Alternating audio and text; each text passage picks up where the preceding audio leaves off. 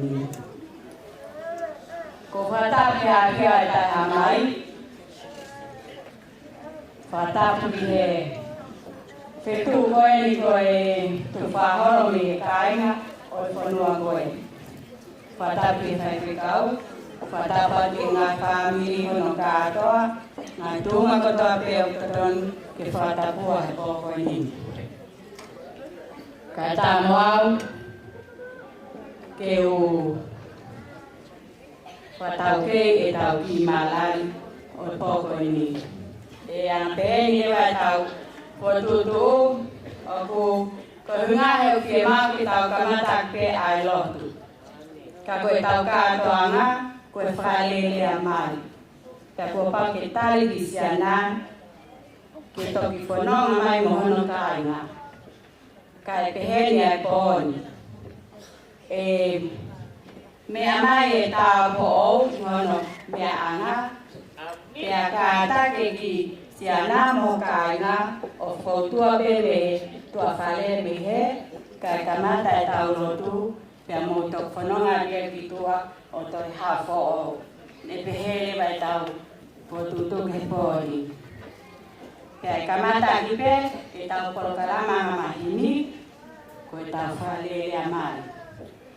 O siko ia ku loto pe ai ngai whae ke whae pe mo tau ki kātoanga ui koroa. Ko ngā ke lawa i pe ia he pōni pe tau toki kātoanga whahau whamiri pe ki he whalau te.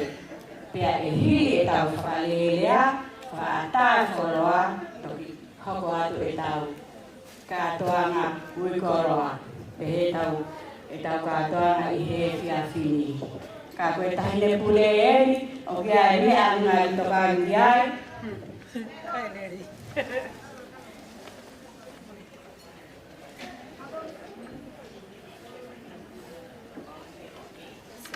Sorry guys. O kore make kataki, koe tātā peha ki whasi. One of the VIPs is not here. So, we'll just wait a little bit ke si lava mai o kau he tau kātoanga. Koe ki whatongia whangataan o fuwhe maura ke heni, ko ia ko korea ke TJ ke kāta, tā peha ki whas. Koe mea mai pe, koe tau kāmatale mai, malo.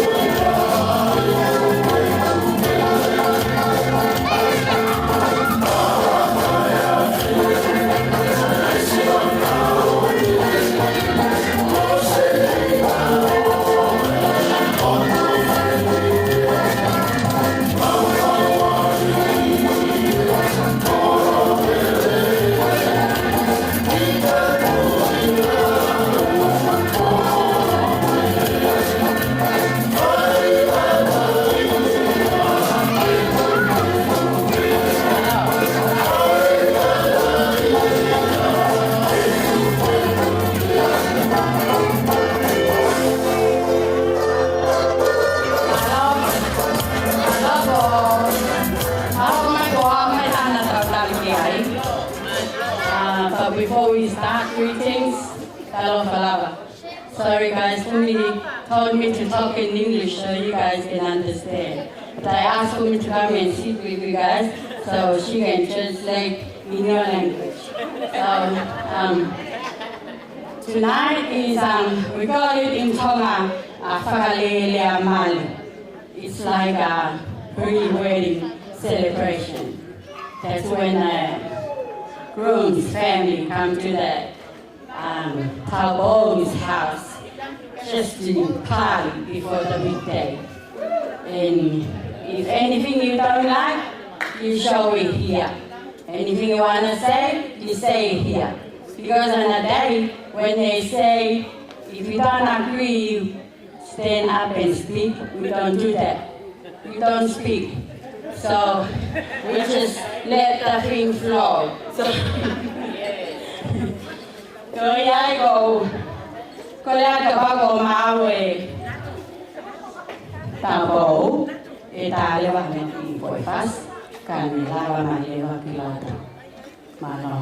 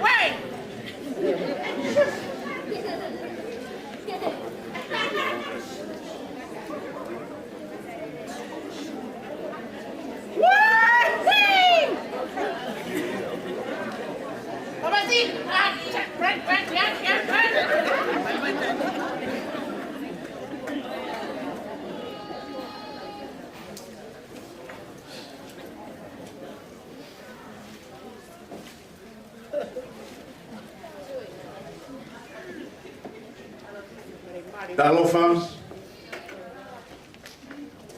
Malo Lele. I'd like to acknowledge the presence of God in our midst.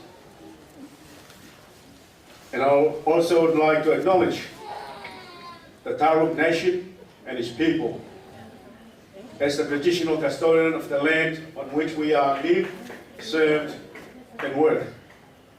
And pay my respects to the elders past, present, and emerging.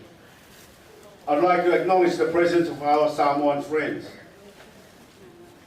Tonight, I'll try to do in English and also in Tongan the message that I'm about to share with us. But before I start, whakatapu ki hea whio ai o toa mawhi i o tau lotonga. Ai o toa koe tamai, o toa koe alo, o toa koe lau marima ni on. Kore ke whakatapu ki a Hawaii, ka mo e whanau mo mga puna. Awa to e whakatapu ki a Kula, a Pihala, Tongi, Uturonga a Mahaka Tāpune. Pehefo ki a whakatapu, i he tamai pe mo e whae. Ai a ngō mea, o kuna i heni, o kuna whātātaha ki tau tolu i he whiawhkoe. Whatapa mahe whoki ki he kau eki māma, whahu, ulumotua, o ngāhi whāmiri ko toa pe o kuna i heni. Tau atu e whakatapu ki he kau takilotu, o kau whaurunga tonga, o kumo mea he.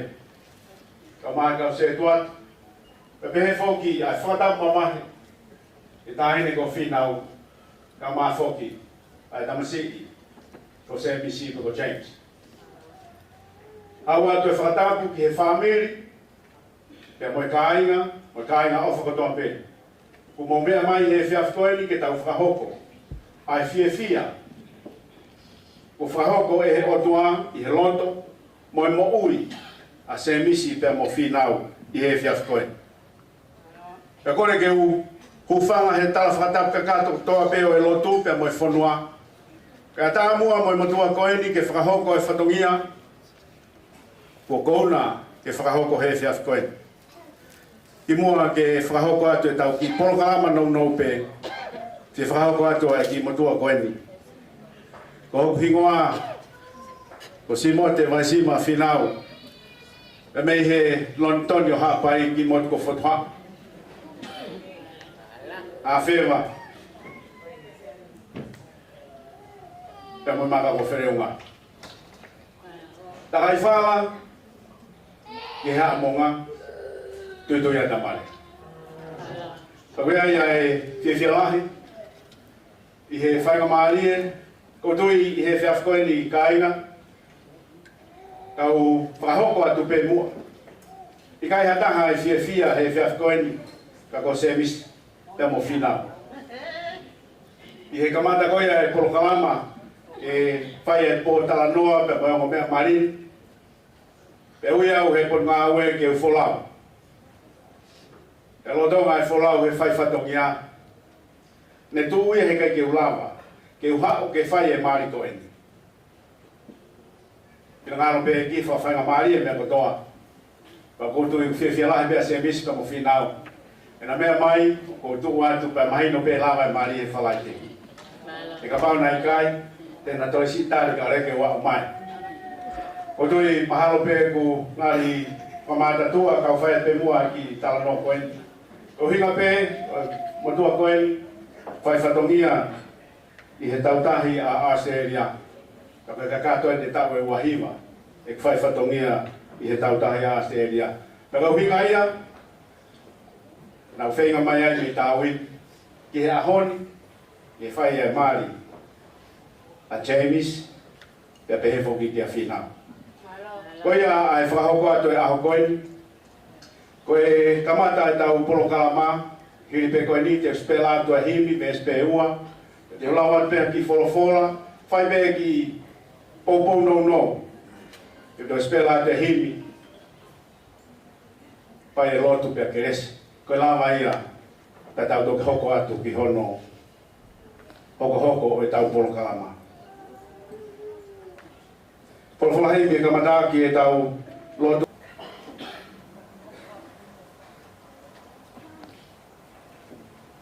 Ni mange au wana mafuru maano himi. Nima ono oi himi. Jisu e fotu he toko mano, masani hake he mea fulipe. O koutumu o a feitau lango si o ofa anga o kulau marie.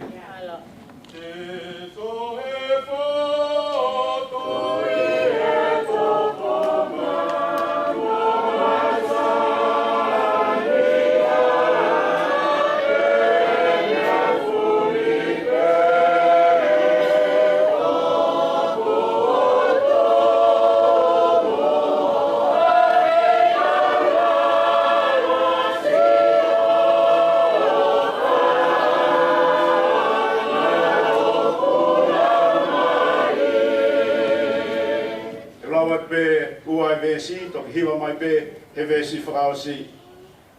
Lo se toa whalile he te rea, tai tā wau ke whai ai hatokanga.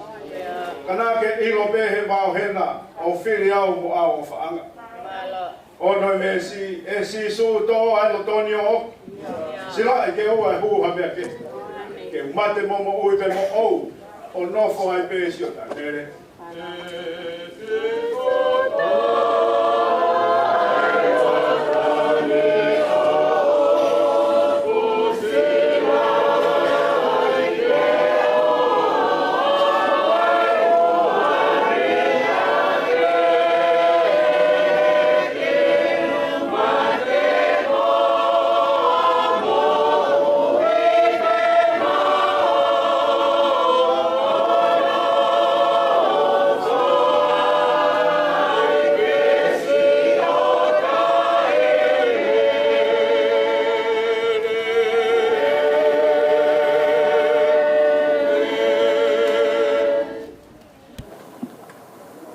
The text I would like to take and share with us today is taken from Song of Songs, chapter 8, verses 6 and 7. Song of Songs, chapter 8, verses 6 and 7. And it says, "Place me like a seal over your heart, like a seal on your arm. For love is as strong as death, its jealousy, unyielding as the grave. It burns like blazing fire, like a mighty flame. Many waters cannot quench love, rivers cannot wash it away. If one were to give all the wealth of his house for love, it would be utterly scorned." Profora e tō ki whai mea ia whaotlahi. O e whiaf koe ni tō ia ka me he hiwa a Solomone pa hiwa o e hiwa. Maru e wahe, ono e vesi ka mohono fitu, aia pehea no lau. Aia nge hange ha sila i ho whatawhata, hange koe sila i ho nima. He koe ofa o ku kau kaua, hange koe mate. Tai maongo, ai fua a o hange ko he tesi. Koe ni ngahi tapa, koe tapa ai afi. Koe matua ki ulo me ia ia. E kai lava ani mai lahi, ke fui fui a ofa. Ve e kai lo me kina ia, e ni mai tafi. Kane fie atu e hatangata ai kotoa o hono whare, ke whakatawaki ai ofa. Koe manuki pe e whai. Katawange ki he laumari o tua, ke te tohi pe a tongi e ne wholofola. I ho tau o tō, ia mō o tau ata mai. Koe ke uhufanga i he talawhatapu ko ngāwe aki, ka mā e whofonga o tōa koe ne wholofola, pe a tāpe mua mo oku, ke whamonua e wholofola o e whiaf koen. And I think before we start, all our hearts and our faces and our minds are focused on James and Finau tonight. And I'd like to convey the message from James to Finau, and also from Finau to James. Both of them, they would say, place me like a seal over your heart, like a seal on your arm. And I think for all the wives and husbands are here tonight too, you'd like to say that to your loved ones. For the husbands to their wives, and for their wives to their husband. Kotoi I he lau ai wholofola, ai au hange ha sila I ho whatawhata, hange koe sila I ho nima. Kotoi koe tau lea ia, koe hae uhinga I sila. O ku tau whengainga pe mo sila, o ku tau ngawe aki, koe sila a whanua. Koe sila ku tau ki ai hangahi team spot. Koe sila koe ni o ku whaoai e ngahi tohi, o koe ngahi meili. Mea ko toha pe whekau aki pe mo sila. Ka koe ai ha sila o ku tokanga ki ai e wholofola I he whiaf koe ni. Koe sila ko ia ko ofa. Pe koe sila ko ia ofa. There is love, there is a commitment. And not only a commitment, there is an ownership and dedication. O hange ko ia, ke ai e ofa I ho loto. Ke ai e ofa I ho uma. Ko tui ko whaa muia semis, ko whaa muia a whinau he whiaf koen.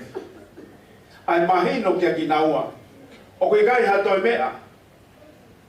E tūlo ai whamiri tēnā whai. Ka koe ofa. Ko pau ke ai e ofa ia. Ki hona loto mo e nā mo ui. Pa mea bea ko whamanato atu whinau ka mā se misi. Ko ofa o koe kai la uia lava ia ke whakatau. O koe ai bea hi ofa ia o lava ke whakatau mo mea pere ki mo tolu. Ka koe ofa mo oni o koe kai lava ia ke whakatau. Hange koe ia koe ofa ai otua kia ki tau tolu whahinga e tangata. Koe ofa mo oni kua o peo li aki whaki e mo ui. Koe mo onia ai ofa. Ai ofa koe ia ai otuana ne whaki ai a Sisu Christ. I kai lau e mate, koe ne ofa mai kia te koe pia kia te au. Koe ofa ia tau noa kia ia hiva o hiva, pe koe poto koe ni ko Solomone. It is love with unconditional. No other reasons. The true love you cannot buy. You can buy other types of love. But the true love is the love of God. We can't buy. And that's what it says. Even a man, if he's give out all his beings and all his things in his house, he won't be able to buy the true love. Koe ofa mo oni, koe ofa asi sukalaisi. Te misi ka mawhinau. Koe ofa ko ia. Ko ia o mai he whakaukau e whiaf koen. Ke ai e ofa ko ia I homo loto whakatau osi. Pe ai I homo uma whakatau osi. Ai ofa mo oni. Koe ofa asi sukalaisi. O kia e puna ke taha kune pehe. Sisu na e poloi mo ou. Hokulau maarieni. E whinau. Kau maa se misi. Se misi. Nai poloi peho mo ui. Ma whinau. Whinau nai poloi ho mo ui. Ma se misi. O kulahi. Ai movete a ngai family. Koe poloi noa ia holo mo ui. Kau talamai he wholawhola e whiaf koeni. Ai e ofa a kalaisi he mo ui. Pei kai ngata ai e ofa a kalaisi. Kai polo e mo ui sino a tamai mo lau maari e maa si su kalaisi. Talatu ka pawe ai e ofa ko ia. E tu loa ai whare te molanga. Pei kai ngata ai e whetā whiaki ai merino mo i fia fia. E ko si su kalaisi pe toko taha. Tene omi. Ai merino, ai fia, ai keresi, ai tāpuaki. Ka ko hono whakakoroa e taha, ko si sute ne taofi, ai anga hala. Pe mo e tono no e mo ui. I he iwi, mo e mafi o e iwi. Ko ia ka pau e polo I ho mo ui. Ma si su ka laisi, I he aho koeni, o whai atu ki he ngata, anga hongo whao whamiri. Tangatu, ko si su he whamiri, ko e whamiri whiawhia. E hua whatoa ka tamai ka mo e alo, lau maria maa ni oni. Amen. Ko himi e whangausi aki, ai lotu o e whiawhi koeni, ni mangea ono fulu maa ni maa himi. Si su na e poloi mo au hoku lau maali eni, si o ki he tahi hou e ku mei ngoto heni. Puke si su o fufu, lolo tonga a ea wha. Pea o maa tauranga u, whaaki I ho whatawhata.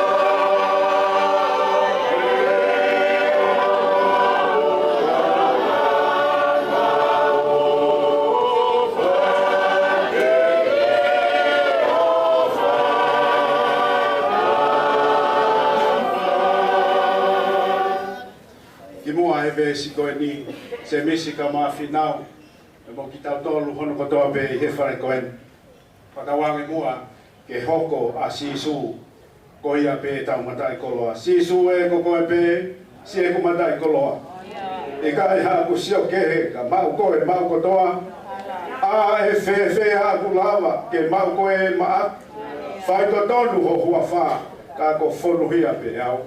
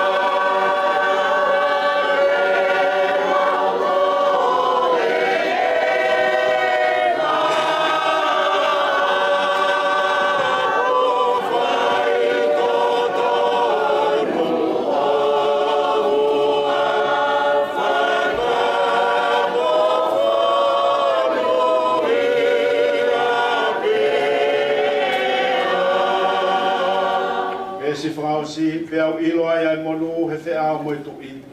Si ho atu tai pūlou inu ki he vai mo ui.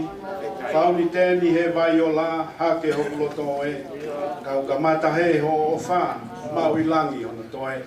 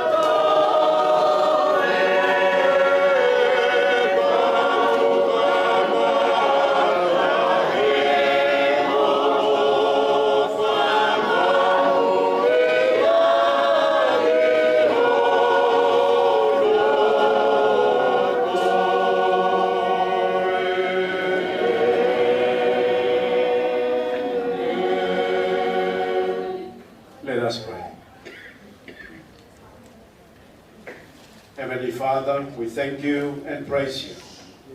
We adore you and we give you thanks and praise. First and foremost, your gifts of life to each and every one of us are here today. We thank you for this opportunity that we gather here to thank you, Lord, for all the blessings, all the good things in life you have been blessed us all with. And we thank you for the opportunity that you brought us up in this gathering to share our joy, to say hello to each other, but also, Lord, to give you thanks and praise for everything you have done for us. We thank you, Lord, because we know everything in this world is created by you. Even our hearts and our mind, you gave that to us. Lord, we thank you for everything you have done for us since we are here. We ask your Holy Spirit, descend upon us, enlighten us. Bless us with your joy. Bless us with everything you have to us. That we, us and all the people who are here, friends and families, that we gather here to share our love, to share our friendly, to share everything that we have. We give you thanks for Finau and James. For this very moment, Lord. The rest of our program, we ask your Holy Spirit to bless us. Eo doa maf, mau whawhita ia tu ki he awhiona. Ko hia koe whakahoko lele ia aha koe. Eo mo eo doa na e toka ai amanaki ki he ahoni. Kai whahei hei ilo ai mo ui. Kai whawhita i tako ke whinangalo ofa ke a mautolu e whiawhikoeni ka mohono whakakoloa. Koe whakakoloa e whiawhini koe mau whakataha mau ke inasi kotoa pe i he mo ui. E kui ai e ngahi whakatahaanga o kui ai e loi mata o i mamahi te amoe tangi. Kai whawhetai ka kui ai ha loi mata he whiawhikoeni. Koe loi mata e whiawhia mo e whawhetai. He koho mau whatongia pe ia ko tukumai ke ki mau tolu he apostolo. Ke mau whiawhia mau pepe mau whawhetai ki he otua i he mea kotoa pe. E otua o mau whawhetai atu ko ia ko hofolo. Mo whai ai hono akone kina ki mau tolu he whiawhikoeni. Eiki ai ofa ko ia na ke ofa ki mai ke te mau tolu. Pea ke talamai ke ki mau tolu ke mau ofa ki he otua aki ho mau kotoa. Pea ke mau ofa ki ho mau ngai kau ngā api hange koe ofa ki aki mau tolu. Ka tua koe mau whatangatanga e whiawhikoeni. Kau ia koe whe ofa aki ko ia ai awhiona na ke tuku he loto o se misi pea mo whina. Pea he mooni ai ofa ko ia ai ofa a kalaisi. E kui ai ai whe parome se aki mo whe fua kawa aki ke whao ai whamiri i he ofa ko ia. Koe whamiri o ku whao he ofa a kalaisi. Koe whamiri o ku tuuloa ke tuktukua. E ai e merino, e ai e whiawhia. Eiki o ku maulotua mo hufekina ho lau mali maa oni oni. Ha e lea e whatahangan. Ha lea, ha tauolunga, ha hiva. Ai ngahi whatongia kotoa peke mau whai. Whatawange o tua ke mau whai kotoa pe ia. Ke lang ia ia awhiona he mau mau. O mau kore ho lau mali maa oni oni. Whai tāpe ki nā ki ho mauloto mo mau ngai whakaukau. Ai whiawhia ko ia koe merino ai awhiona. O kikai koe whiawhia ai tangata. Pe koe merino ai tangata. He whiawhia he whiawhini. Au ke he whalai te mau wheita aki. Ka koe whiawhia ai awhiona. Te mau whiawhia mau ai pē. O au ki he ngatanga o he mau mo ui. Lau maari maa o nioni a wheita uralo ai awhiona. Pai ha me langina ho mau whakakoloa. Pai tāpekina. E whamanu ia mai a ngahi. Whatongia kotoa pe. Moi toinga e mau polokam. Kau maa aho whalai tēnā mo hono ngahi tūtu uni. Mau kore ho lau maari maa o nioni. Whai e koe hono whakotūtu. Peka whakahoko e amanaki e vai vai. Te tau e hoko e amanaki. Pea moe a kau e mo ui. E o tua maaf. Me au tonu ke au sia he lotu vai vai ni. E whakakakato lotu hai a whiona me langina. Whai a me langina e ki hono whakakoloa ki mau tonu hono katoa. Ka whito ke se misi ka mawhi nau. O ngo family, mo ngahi family ko tope. Ngahi maheni. Whai tāpu kina whataha ki mau tonu pe whamanu ia mai me langina. Mau kore katoa ngahi tāpua kini. E hua whape o sisu kalaisi. Ko aloga ko mau whamo ui. Amen. Ko mau tama koe wari tāpua.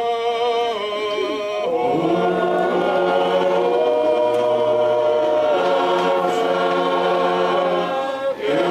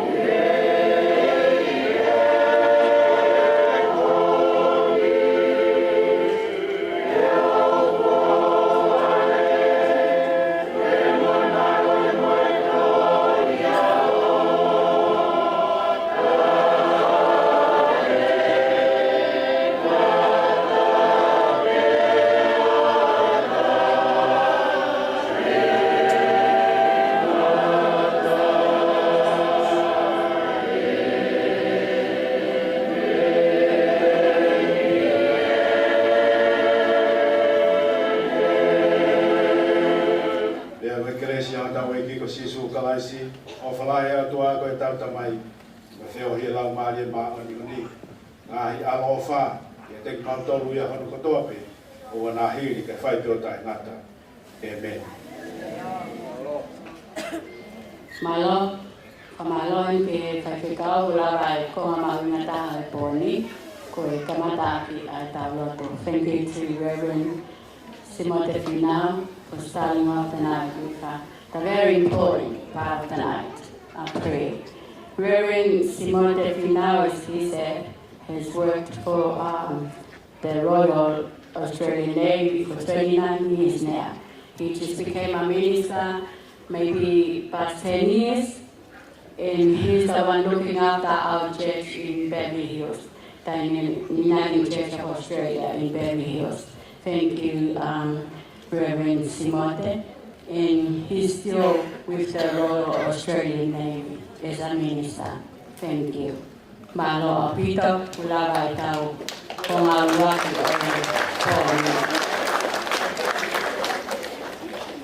ko tawa mai rai ki he uhinga o e pōni. Now we come to the main reason of tonight, our whakalelea.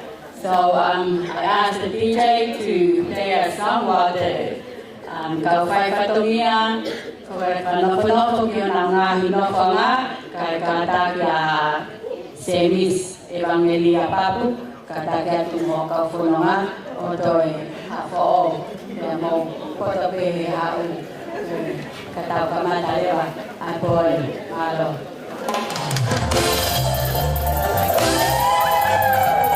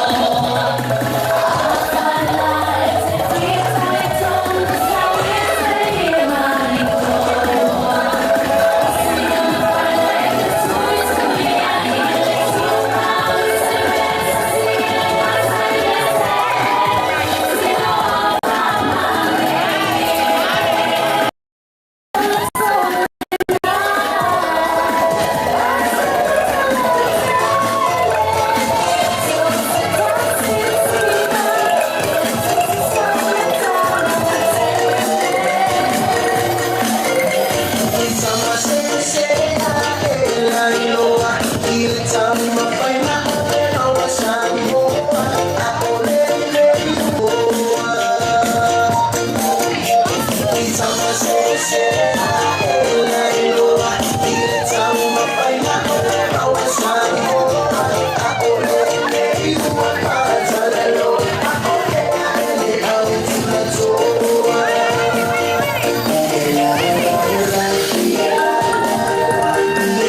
la la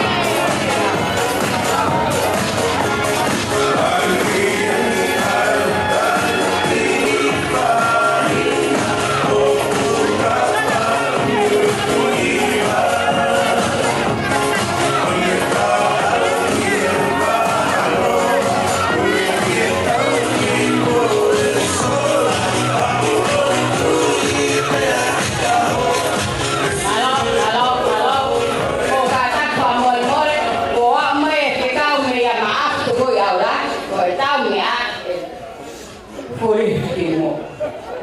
Kata kamu kamu hak kata hak pakai tulun ama tuluyala.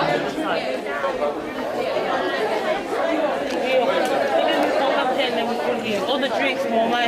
For where?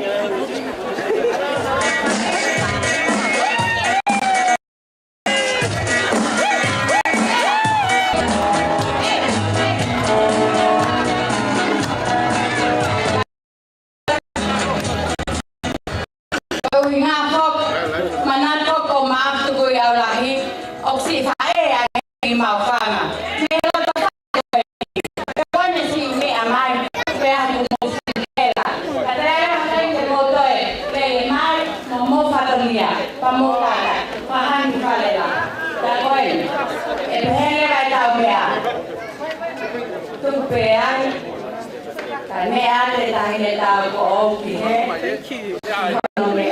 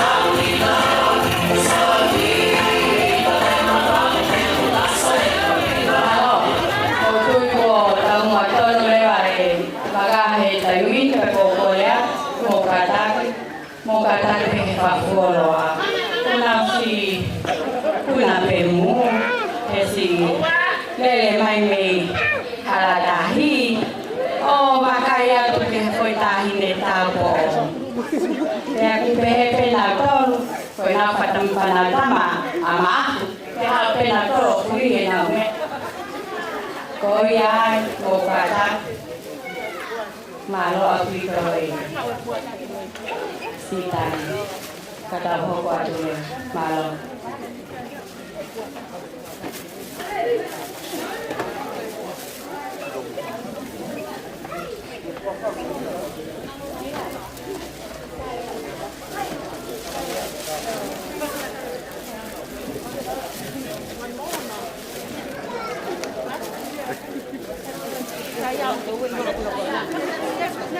Teksina mau kata mau kalau kuakilah kayak tahu kekaternya malam.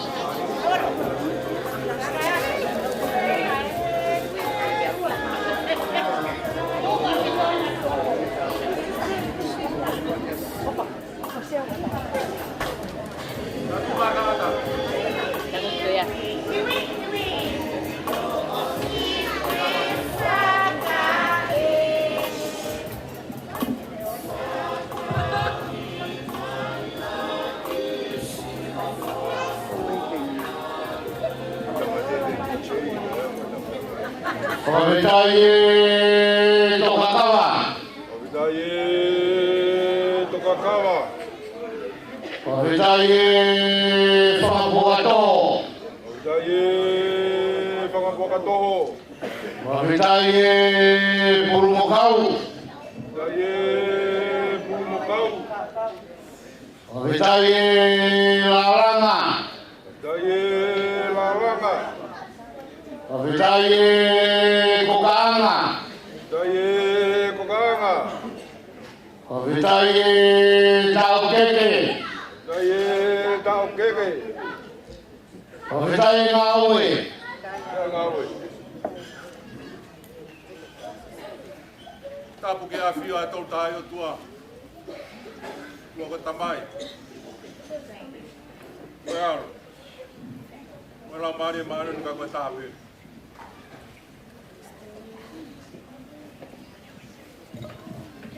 Tapu ke whanau pia moe whamopuna hui.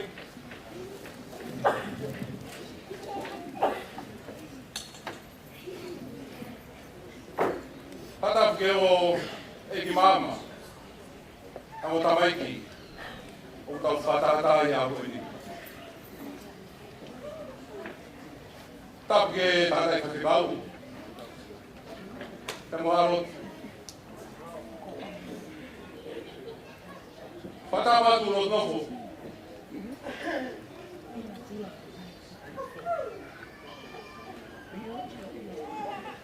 Tapu ke ka ainga.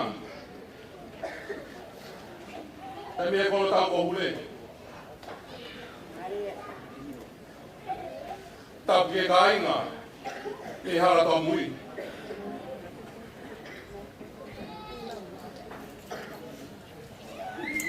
Tapu ke ka ainga. Me ufa manupe.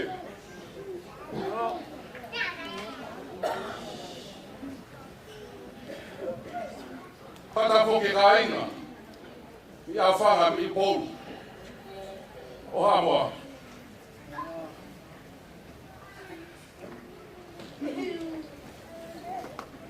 Ke tapu ki o ka inga. O tau aroro hengi. Ke whai e tau kō tau o ruku. Ko hui koe mo tamai king. Ko ndofo. Tala mo ka apui ai.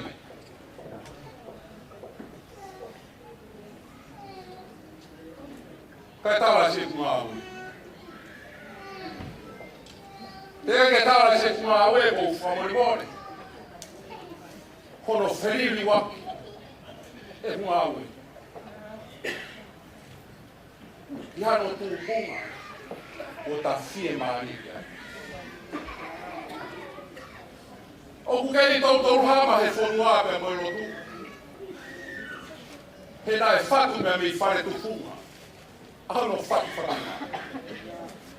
Te ta o ngai e whatongiani ke whonua murini. Ke ta whairunga. Ano whatu motu. Koe mulere mai ki o whare. O whatu uta kumau. Neo mo. Nā whai e ta whapapau. Kia ta whama. Tō kai koe koe rena mai koe ni ke tato e whama o whou. Ai peke pau a Purera mai koe ni. Te hou whohanga. Ke ta pō tau runga whaos. He nei whai e kutori kakara. Te whai mo whiri. Nā rahi mea mai kakara whiri. Mga hi kakala ki noa. Kana e teu teu ia kia araro ni. Kai tau e hano whungani. Whara whara wā te misi. Rek. O mau e whungani. Kau whai mea e whakau kei ki ai. Neanga whewhe. Pia ne tala mai.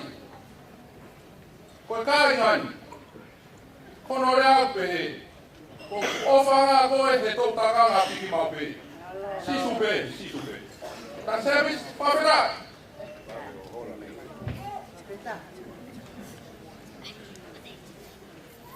Tan whae e whawhotu la he ta koe ni. Kai toi tuku hama wiri. E mau fia fia. Ke mea i pe e roku nofu. O lere mai koe nā kura poni. O kai kau toki lere mai ni horoto whare. Ko whika tau e ni he whārau tangata o whuaki atu māu.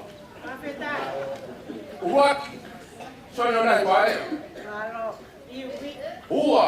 Soare whiwhita. Mui mai ai ka mo se nisi. Te wā kia ko katai. He kai te fo iau no nofo he te tangata mauro to whare. Ta e mau tangata. Te kouiro ko whaminini, kai kena o te tui e nā toru. Ke kungi hano whungani ha wheitu ka ko to whare. Hange e ia, ku orire whai kua. Ene whakao whowha. Te utoa me ko kuato ai. Whotwot lai. Ke e whia koe ni. Ke u whawhongai. Si kāinga pe mi hamua.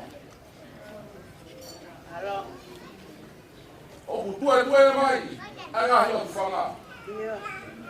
He ku kei tawhe pea e tawhe ko hore wā. Kei whai ai hono whao sia. E ngahi mātanga. Ke urere mai mo ia. Ke whoto ati he whia koe ni.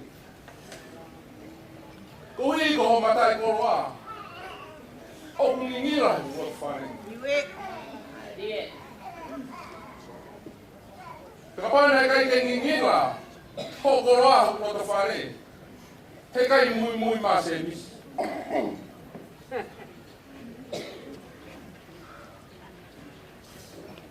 Tatu peke uwik. Ui hoi koku whiri. Ui ai pēa rea.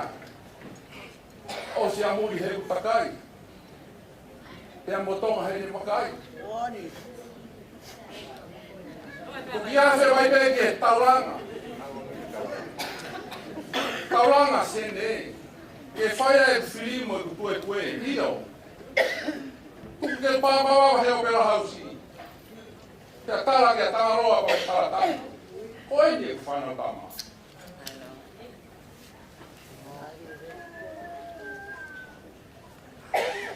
Kanga whewhe, hawhawhot la he ka koe.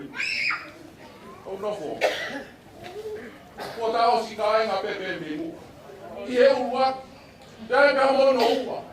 Pia ko te ato mono koulu. Pia ko kei toe pia ni. Hau mori ange. Kanga whewhe hawhot la. Wa te o whara. Pia te koe ka maa. Si ofi fine kai le ko fina au. Ka me si kai nga masiwa. Se misa. Me ha moa. Me ha tuto. Ne ule wa marang. Ka te kai.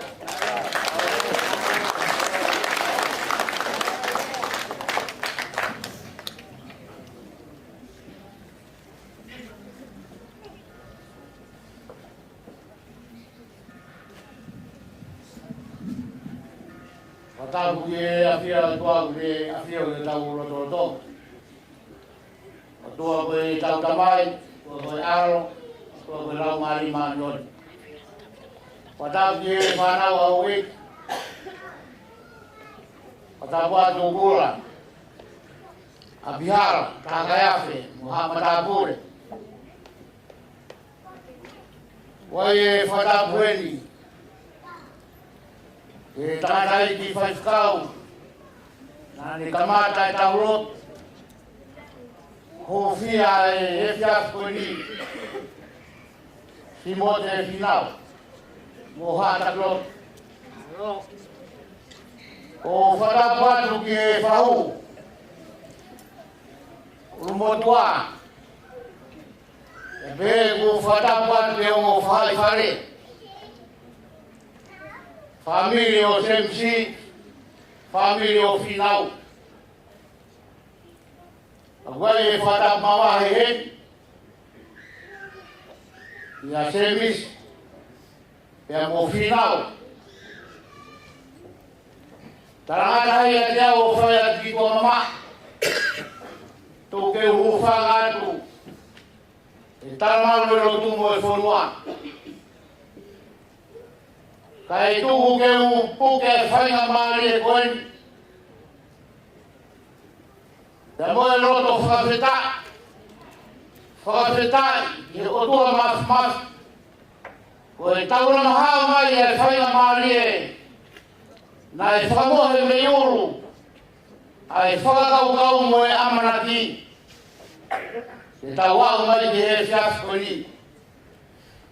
Te ko tau ngoi pe ki tau toro ai māwhana mawahi. O hiko e rotu na e whai he tana i whaiskau. Mo e ne tokoni wharau maari e.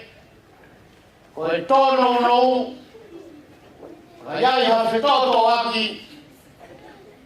Fungani pia ofa. Te ko rau monu pa rau tāpu aki pura. E fiasko ni. Ko e huipe, ko hoku whatau iake, whamaro ia pe.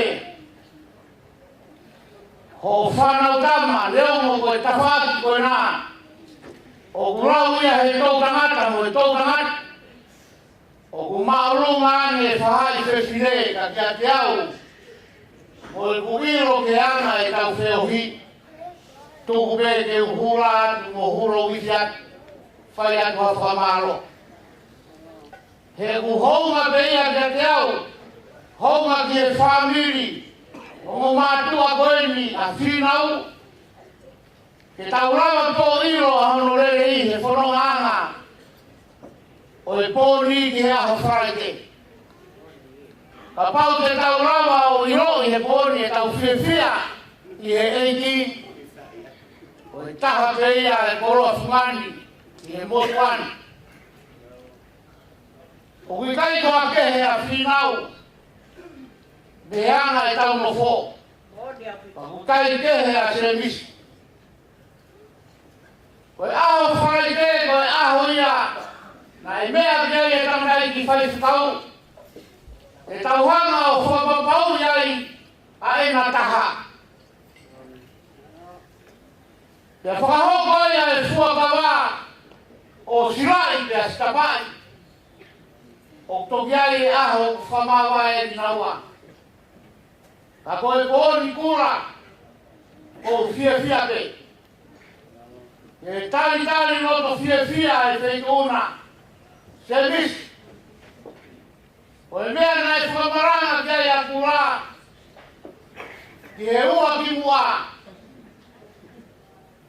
O tui peka mau te uki hanga o rawe atu ki ai se misi. Ai te heane me o ua ko ia. E tau anga pe tau tōru o tara. E tau fia koe he pōni. Ta koe mea ia e tūroa i e whao e whamiri koe ni. Se misi e kou taritari koe i kua whatamai koe aro me rau mari mane. O hoku whato ki ape eni koe pōpō atu ki a kura. Ka ia ia whairata hoku whanonga he osi ai fuakawa. Manatu he tōkaki e tānei koe skau e kone. Ka ia te tautauru mea ofa. More mea kotoa. Neo mo ku masiwa. Pea tūtai e ku whakakau he whiawhi koe. He kuhanga pe o i roi. Ai wafu whaua. O ku tauranga ki ai. Ai waka tonga kotoa pe. I he tau nofo tau ki forma kotoa. Pau ki kai ke tau iai hane te urea atuak. Se misi ofa kuofesi re, kofina. Ke tau hanga tau toro whamatara e hapo e ha. Ka koe tanumake e tupe e ko whai o hoku mātua. Whai o hoku mātua koe na whinau. Pōpō atu kēra utua whukamukura. Owa na ia hawhaingata. E whakatoka i o moroto. Ko hiko ki mau tōru koe ni. O mau pōpō atu. Tūro ai. Ha whaingata. Kamataanga homo maheri. Whai mai aha homo whatu whutawhua kau. Koani koe pōni eni. O mau pōpō atu. E whau homo whamiri hei. O kupuri o tau amui kura. Koe ofa pea eiki. O mamata tupe. O kui kai ke aha ka kai te heina. E tau whakapotu mai e whoruani. O tau maheri. O e whamiri ki tau toru. Ta koe hoko koe ni aho wharai te. Tau rotua atu o pōpō ki nā tai kaiskau. O ku toka i au roto. A e ne ako na ki. Pētū me a manaki kei ai. Whakawhaunga hei ki ke toi whoki mai. Simote. Koe e kipe.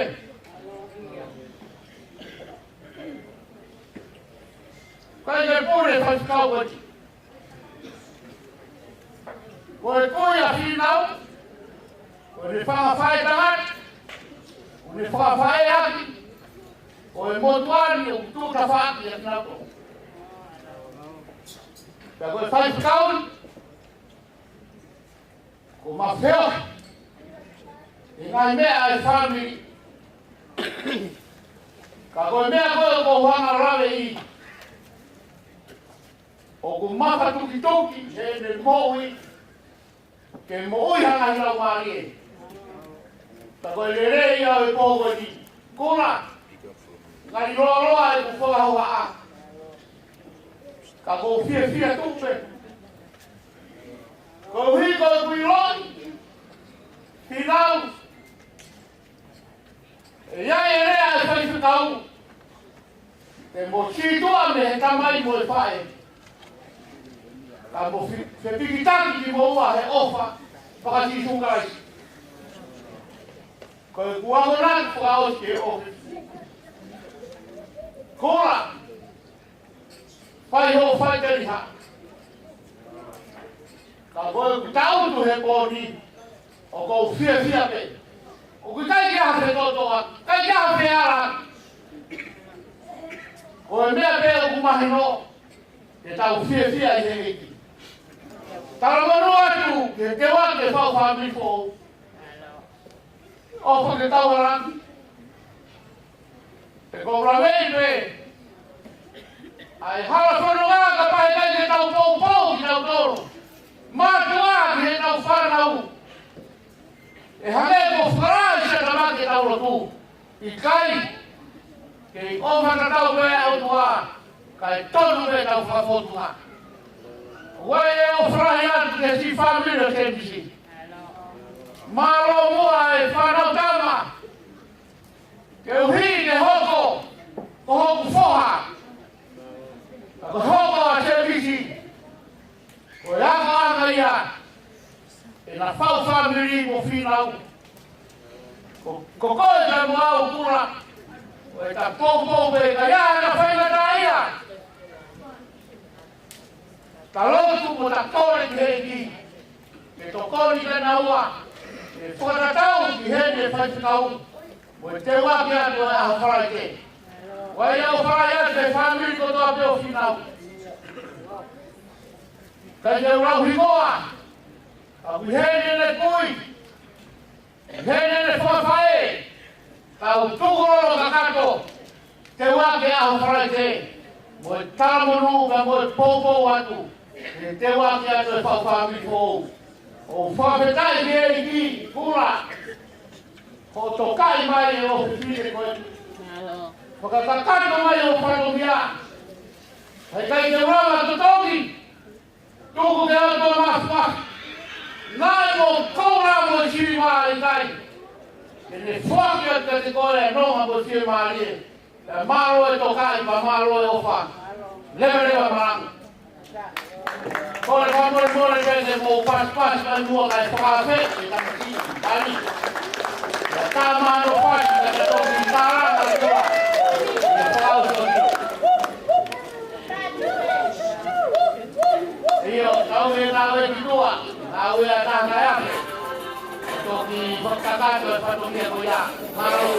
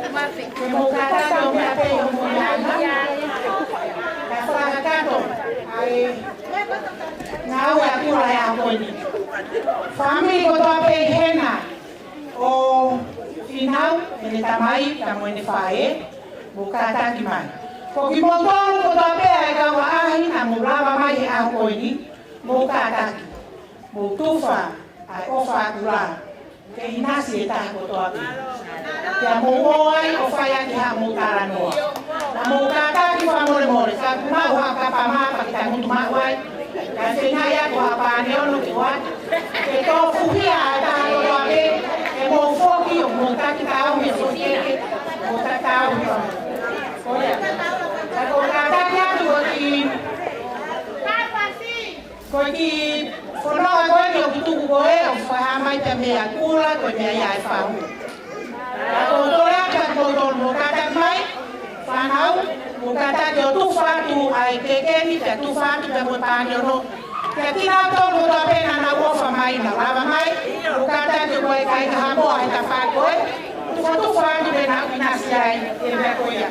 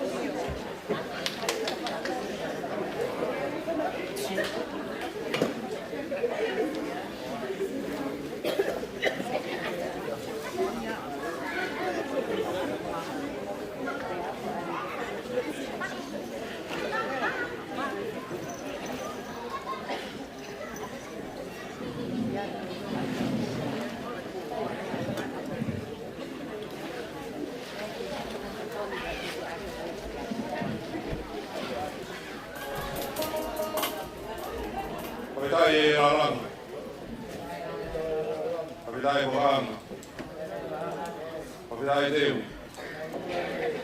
Kapita e ngāwe.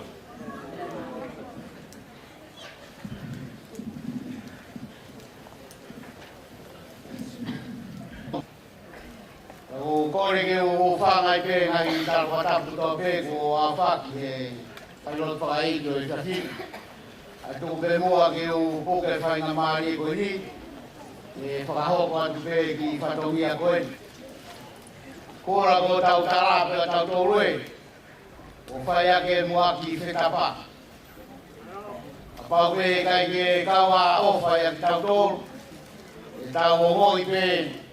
Ai anga e whapotunga ngā ue pōni. Tā kuhuru atu pe ai ne keresi. E anga ku tau whapotunga ai. O e rea koe nini kura koe honga ia pe. I he tō whatongia me whekuna. Ako omoi pe ku whiawhia. O rau monu pe kau rau tāpuaka. O hipe ko ho hanga kamatai mai e tau whanonga. A ke roto. A ke whatuuta ho ngā ue. E whai ai pe ta tāranga. A ko hoi pe ko whiawhia ho toka. Ai motuani. Ko ko o whewhine. O nea mai ha mea ke whewhe. O hi whahai koe nia e whae. Ta moe tamai a whinau. O ke mea i pe koe, ke kai te mau e matoro hapea ke whiunga.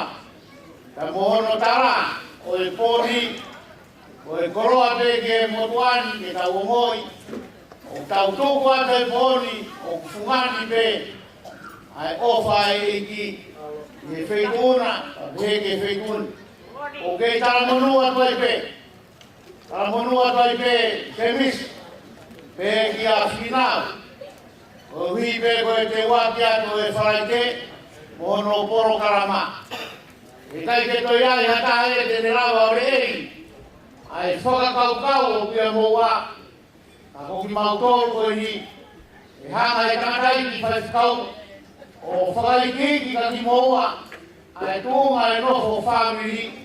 Te ao e ke whamawai ki moa he mate.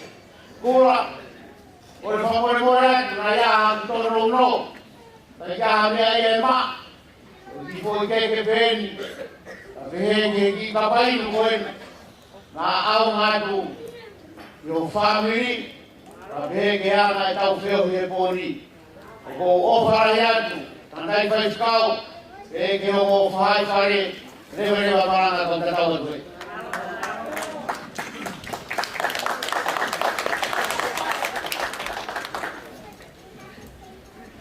Tupe ke u whamanmano tupe i Kalapatapu. E takamata ki tā ngātua ngāra tuna. Ngāre ngāri whewhe mua whawhetani ho ngā hui. Hei kai tuku e kumana whiwhine e poro to whare. Ka whai rino pe whai tana te kakikau. Ako manatu ke aho e paskote. Ai aho nei hau ai a te tau e kukui se wharema. Ka ririwa e vai koe waini. Ke hopa e wawe ta. Ka koe ahoni. Ui kai ki te whaha whamatakani. Kau ta taha pe. I o whakaraisi. Te tau kautaha. Ke mukaraisi. Pate a wharake te koe no nofu. Maharo si whanonga. Te mo ngā teu. Whawhotunga. Porque a hau mea au te tono noa e hau. Te kei rupi o ki furu pe tu. Malo. Ka koe ki wha. Koe ki wha matatari te aitu. Ake o whare ka toi te hoi le nofu mo so kai ngā. E rewa mananga. Ka te tawa.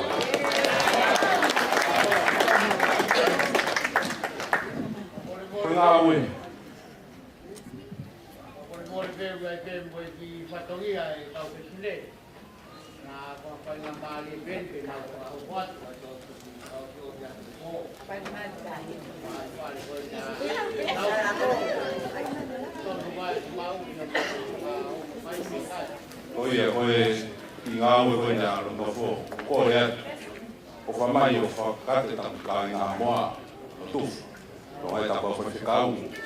Tā kātonga, kātonga muntu.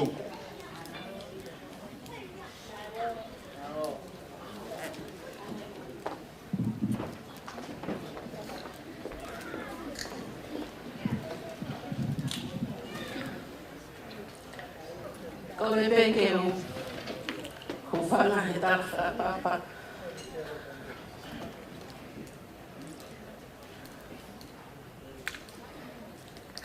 Kaya ki mua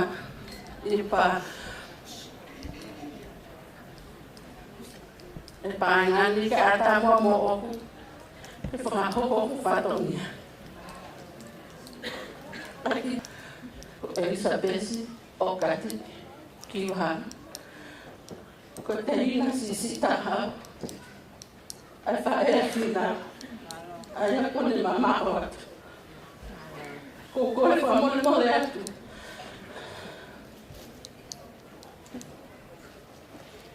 Masi wala kunima, ke whakakakato o whatongia. Ko ki motu I papa hen, ko te teu. Ke whakakakato a ki whatongia, ko fuaki atu pēia ki whae. Ke ne toni whakaosi e ia, o ne whakakakato o whatongia. Ko ia pe malo.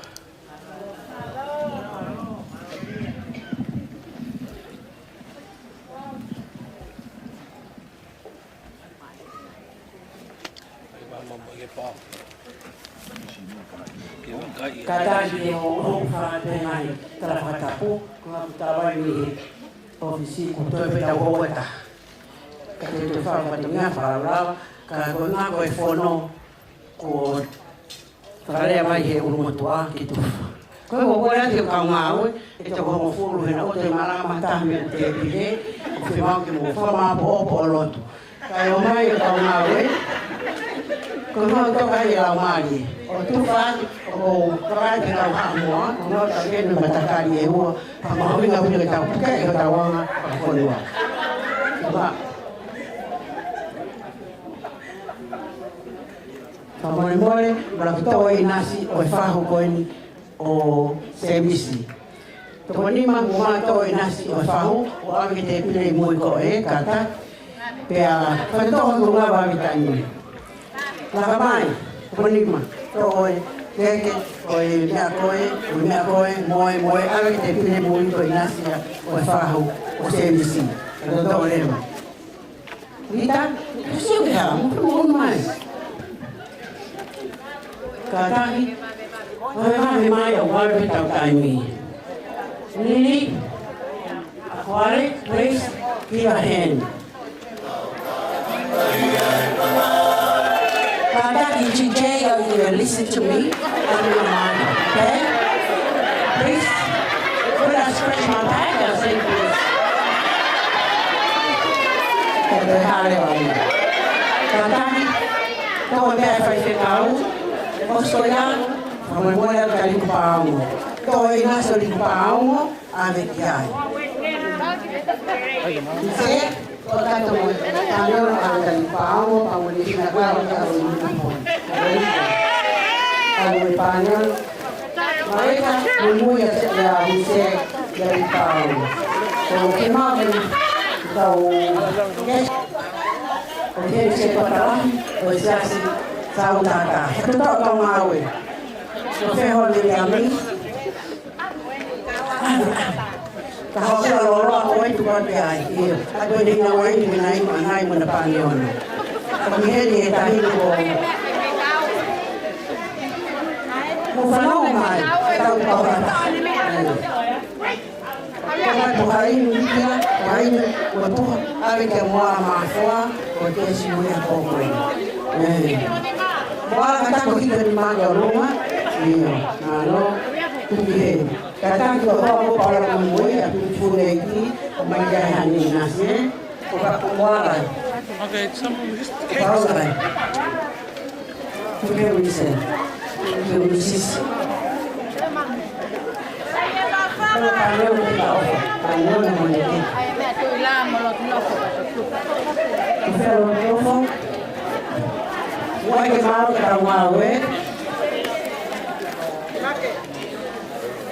Mas ela não foi bem, aí, aí o panelo, antes estava no fogo.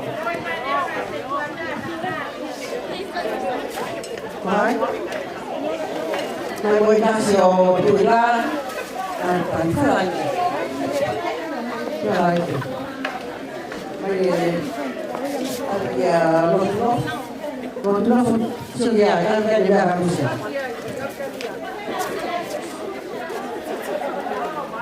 Ambil dia dia. Apalagi lu kan table apalagi kesama di table kita nak dia ni. Kita era kado. Kau sama tu. Aku ini. Ada yang ni dah. Ay,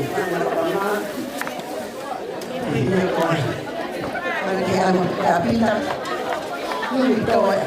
Pertama ada kapita. Ini sudah pertama. Ada kapita.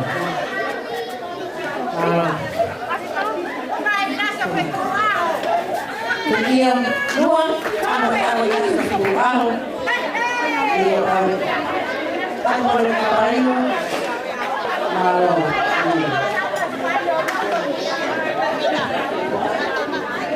Ada lagi, ya sudah dia berubah.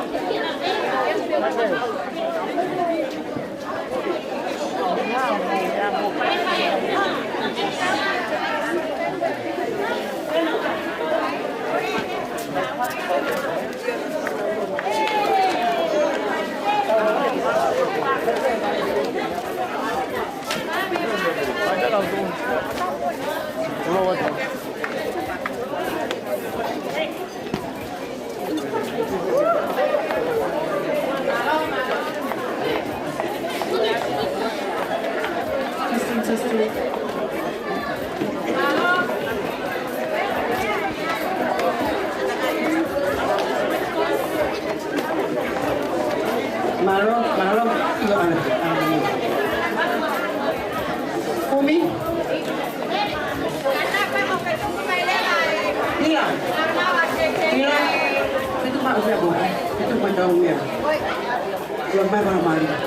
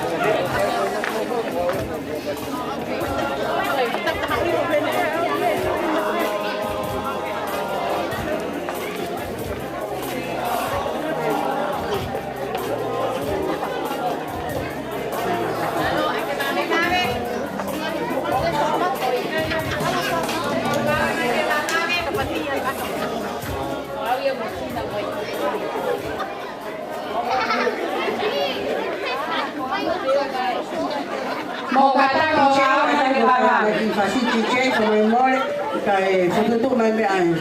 Fresh makan.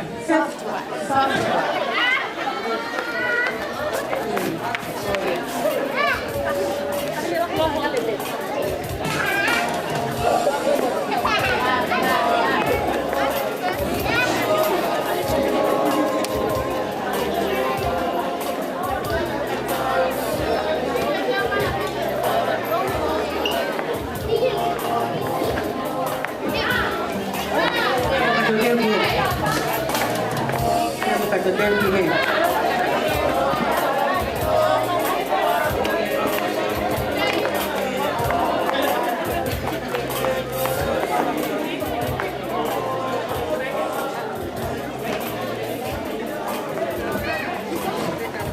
Malo, pakai mai.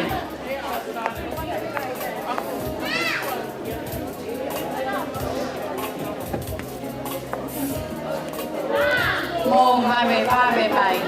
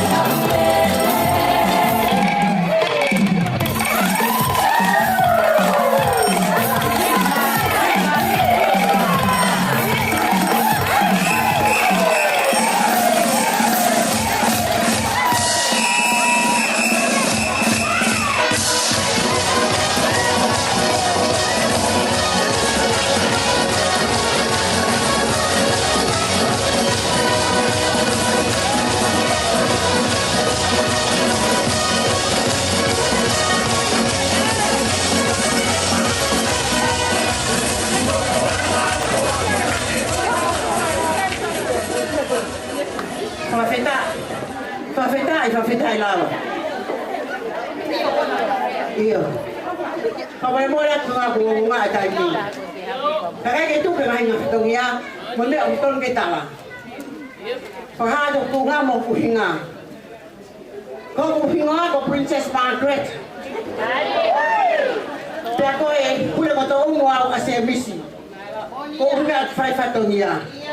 Kata orang mana kimu yang difalai tu, boleh kimu yang tu. Kau tahu fatonia. Tahu ni final. Pongia o to nga ofa. Ko fa ho ta mo se biski so fale. Kata ko na muy mai mo mai ko beautiful lua.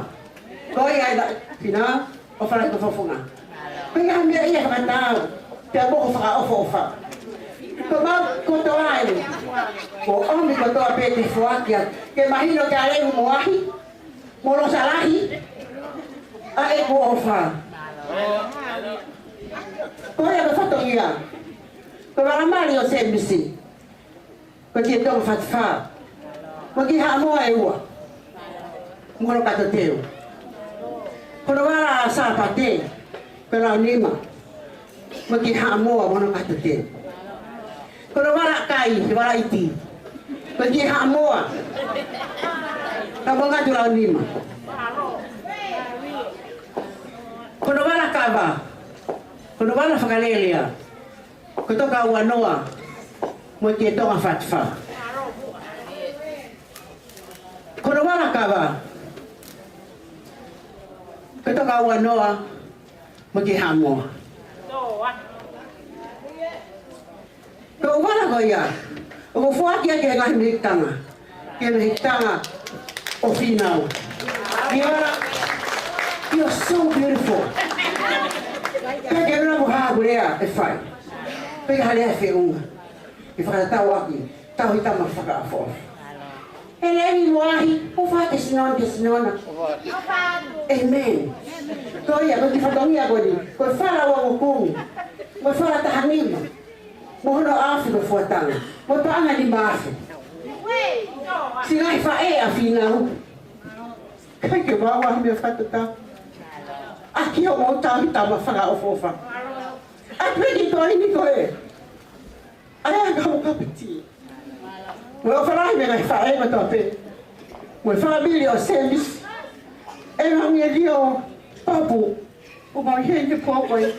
E a minha mal. Que aqui motor. Porque coloco é. The white one and a black thing on a decoration. O fuatia. Mai fahu o servisi. Tahi na siamsa. Ko ia ko lege ngantang. Ko kata ko pai a pe tu. Ko to me ta mi te fulu. Pe mo wala ko mo pa ni mafi. Elevi. Ko mo ka ke be mai. To ta no ga mo fana. Mo o fa lai ka ko to. Ma lo ta u ta.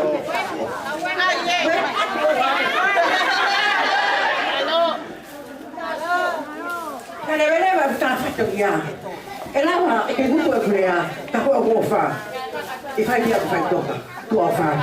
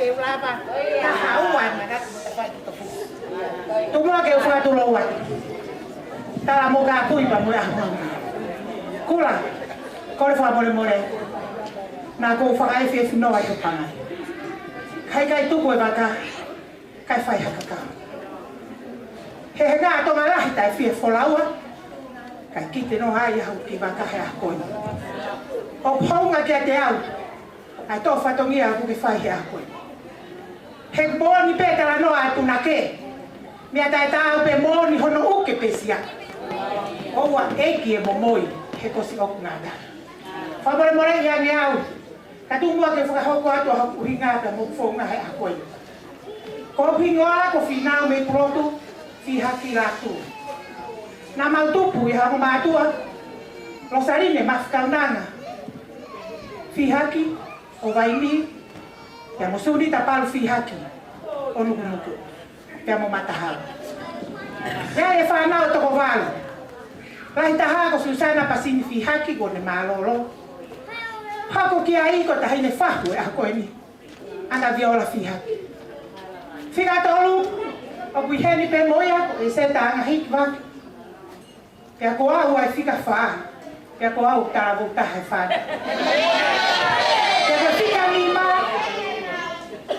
pat mai a final henere fi haki o tau hinga i tau hene a ko ta ko fica ono ko tu lau fi haki fica fitu ko te evita prono fi hat ko mo tamai ene fina o kuna hen fa fo nga ya fina ko fica valo susi ani masina ko ke ne hen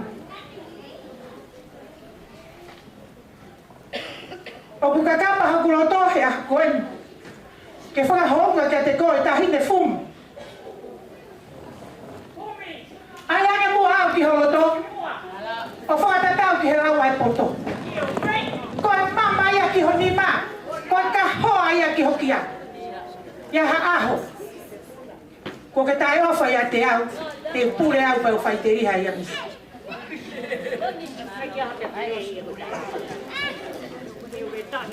pasang ni tanga masiva pasang tambay masiva kagu ma he ne mo o hola e tamai hola pe mo fai ni ko la ke fai he fai o ko mau ke tu ke fa final ko fa ket ko malo e fa pat pot a hon o ke filha mis ke ho ko fa pe ke tau hia pe ke ho ko mai ka te au o poto he vai haka vai haka he mea kotoa pe o te foi ko he vai haka ka kuita tua fumi tangu tu peko ya aho e mamahi e aho e fia oua tau hi o foka ba pe tau hi ke au he panga ko ki fa la noa e fa me hitaka e ha ko ni para o comer todo a fia que é fato que é fato pego aí para morrer no que faga lá no fa para fumi cai fe unga eni pega fe unga pe mo final reka o atu pe mo au que faga kakato aqui a hofia ba he go uhi ko tau a pe foki na ta faga vai a ko ni pe a butonu a faga vai na ma fai mo fumi na ku kole ange pe au ka fumi ai mo a chain ke mari pe mo final reka na e kalo a fumi kana pe he au hena he kai tu ko fai atu pe ko a honi a kula ko hange ko lave ko fai ko fa ke fo ia pa pa hi ha to alo ange ko fa ka he a honi ke si topu a he kula ka to ki fa sio ka ko a honi ka to ia hata ha to ha pe ko ke tu pe mo la ke fa ka to na fato ko le que todo atu a ti fatongia ko ti fatongia hoko ko ti fatongia ya ko to mai o mo tamai a fina o ya ko te vita por no fia Amo sabi wala fiha. E whakairo ngā iaki. A api o tokai. Ai nere fiha ki atu kune au. Toa muani. Kai taki koe ki whanga. Lau noa koe ni awe ia ta mahe whahu. O he nere fiha ki. Tahine ko Lisa Marie tuine au. Ai ni loto. Te koe ki whatongia whakamui mui taha. O kou loto ke to o ia ta mai whai tangata whitau. Tahine, isa pese o kati. E te he ki hoa. Malo e tau. Malo. Ahono tokanga kina. A fina e ako. Ko kore eri ke whae anesi. Whamore mole. Malo e ngā uela. Ko fua ki atu. Ai ki whakaraulau noa whakausi. O atu ko aia ke whariki a ki hope. Ko ia pe e ki whakaraulau noa ko whae a koe ni ka taki moa. Kai takai atu e ka whae ki tau o lunga. O koe ku ki mawhani. Ka mo ka taki mai o to o atu a ki pewe koe ni. Kai ata ke whae ki tau o lunga. Pa ko atu ki tau o lunga e peheni. Koe whahu o kou sio o whukau whofa no ka hoa. Ka kou kakai atu ka e seta kune tangutu mai. Pehe ki a polonui pe a motu lau. Mo mai o ai hok tek teki, kai whai e tau o lunga. Ka kou kore atu ke tō atu a ki udi mea koe ni. Ka kou kore ke ti chei kone mau pe koe ia. Tai mai hok whoilangi tau o lunga koe funga hihi fō.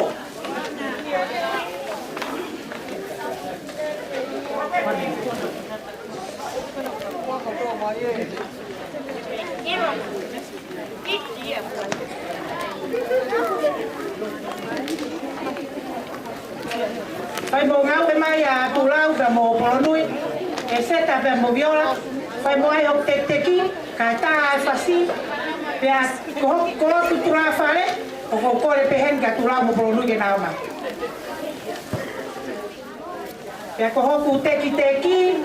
O ko kore hen. Hombi ko e aho wharai te. Ko hoku teki teki te ke hui ai kore. Pule ko e ai mo ke whai teri. Tuku mua e ahoni ke ki whakaraulau noa pe ke hoku mehitanga. Ke ne kātaki mai o hui a hoku teki o pōni. He koe pō wharai te. Hui a fumia ia te au. Whahu whaka fumia ia au e wharai te. Kia pule ia te au e a wharai te. Ka koe ai, o kou kore hen. Watoa toa mai e seta whai mai o teki. Polonui mo tulau. Ka koe kaha mo teki pa mua mai ki o tangutia. Ora te tahine ko Lisa, kataki mai. O tō teki, kai tā mai hoku whasi, funga hihi whoti i chei, kataki.